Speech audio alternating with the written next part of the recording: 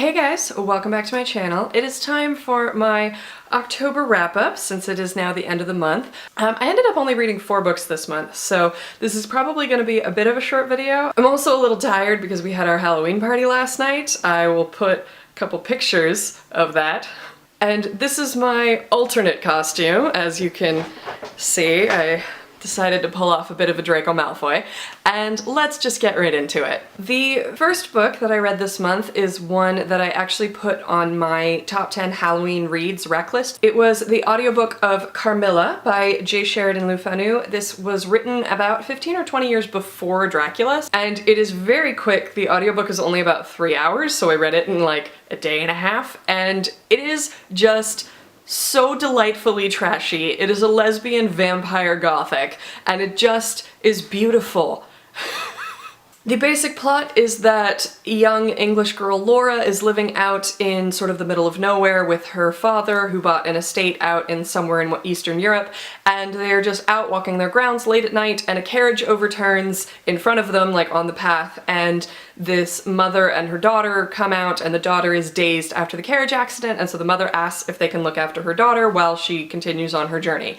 And, you know, obviously this goes super well. Nothing bad is gonna happen when strangers drop off their daughters at your house. This book is just such a delightful romp. I knew that it was a lesbian vampire novel, but I didn't realize how gay it was gonna be. Because basically they spend the entire book talking about how beautiful they are and how much they love each other.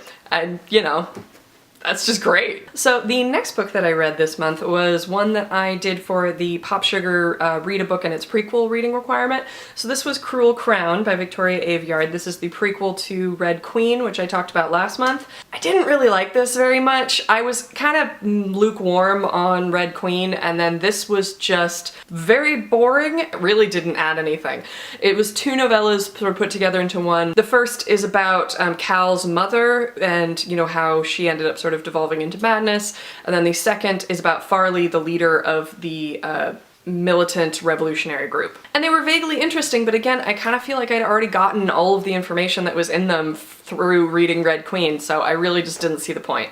So the next book that I read this month was another audiobook. It was Crooked Kingdom by Leigh Bardugo. This is the sequel to Six of Crows, which I have in physical copy, but I also did this one on audiobook, and I thought it was delightful. Overall, I really enjoyed the series. There were a couple moments that I thought were maybe slightly questionable in terms of writing, but she's definitely improved a lot since her first trilogy, which was the Grisha trilogy, and I just was really invested in all of the characters reading Crooked Kingdom because she'd made me care about them in Six of Crows.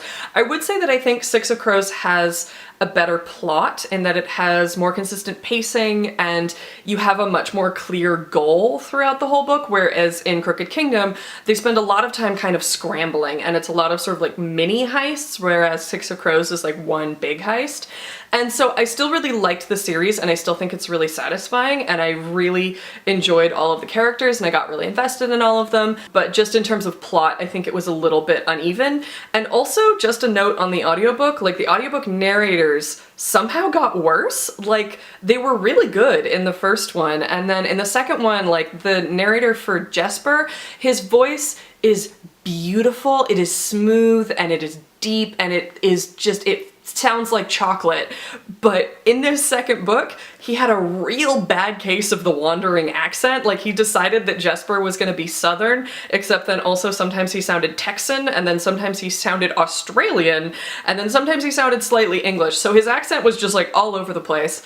And then also a thing about Crooked Kingdom is that we get Wylan chapters, and Wylan is delightful. I love Wylan as a character, but his voice actor was not that good. Particularly his voice acting when he was doing Kaz's voice was kind of horrific, actually. Like, it was so bad that it sounded like a villain off of a parody cartoon. Like, The thing is that Kaz is described as having a like raspy voice, but if you can't do that, then just don't do that. Don't do some like overdramatic villain voice. Like, it didn't work. However, I still really love the series, and the audiobook honestly isn't that bad. It just was a little bit more inconsistent than what I'd really enjoyed in the first novel. So the last book that I managed to read in October, this was the only one that I have a physical copy of, it is Labyrinth Lost by Zoraida Cordova. This is an urban urban fantasy book about a girl who belongs to a family of brujas, and she is going into her death day ceremony,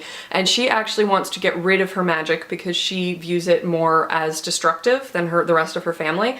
And when she goes to do this enchantment to get rid of her magic on her death day ceremony, it ends up going rather wrong, and her family ends up getting sucked into an alternate hell dimension, basically, and she has to go into it. She is helped along the way by Nova, who is another brujo who has some like weird black markings on him, and also her friend Rishi, who is totally human but ends up sort of stumbling into this by accident. I think I wanted this book to be a little bit more extraordinary than it ended up being, because in terms of the plot, it's a fairly standard quest narrative. It doesn't really deviate from that very much. However, I did enjoy the magic of this, I did enjoy the characters of this, and the world building was pretty cool, and so I did enjoy some things about it.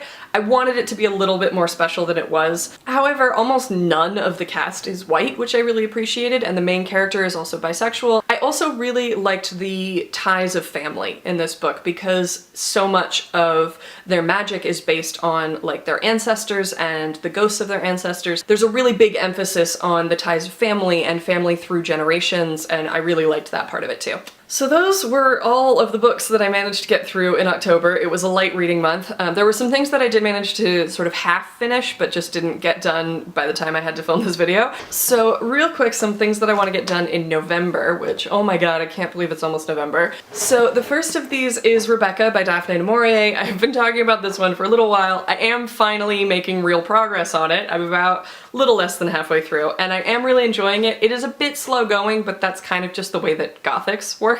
They tend to be about the sort of slow creeping horror of the thing. However, I have to finish Rebecca soon because the next book on my TBR is Gemina by Amy Kaufman and Jay Kristoff. This is the sequel to Illuminae, and I'm so excited for this one. Oh man, this is a reward. I cannot read this until I have finished Rebecca. This will be my reward for finishing it. But I'm so excited. So that's actually gonna be it for this video. Again, kind of a short reading month. Let me know what you thought of any of the books that I mentioned down in the comments. Thanks for watching, guys. I hope you had a great Halloween, and I'll see you guys very soon in the next video. Bye! That sounds like something. It's a video, by the way. That's just me. I said I was taking video of the decorations. Yes, I did. It's not my fault you didn't hear me. In which case, I'm still a village. If they already played one game, the werewolf. Yeah, we're gonna still I don't know what the cover was, but suddenly I saw his car. Ladies, you should sit on people. No. Okay, we gotta count it. They're in the third period. They keep pointing themselves.